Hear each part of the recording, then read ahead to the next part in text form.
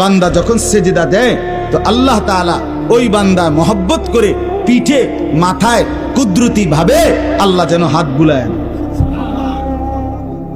হাত বুলায়, আল্লাহ যেন মায়া করে আদর করে। আনিস আসছো না, আমাকে সেজদা দিলা, আচ্ছা উঠো, ইরফা রাসাক, তোলো মাথা তোলো, বসো।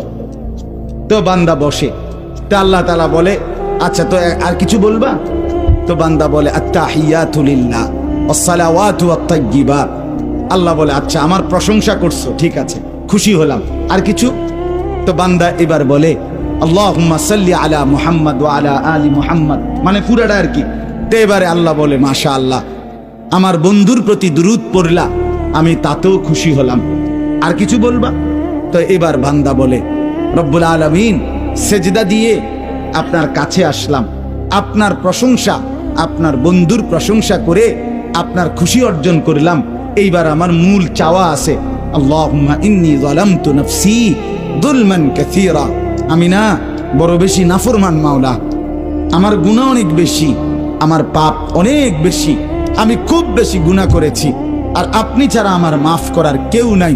এখন আপনার এত কাছাকাছি হয়ে আমি আল্লাহ আপনার কাছে মাফ চাই, ফাগফিরলি মাগফিরাতাম মিন ইনদিক, আপনি আমারে মাফ করে দেন।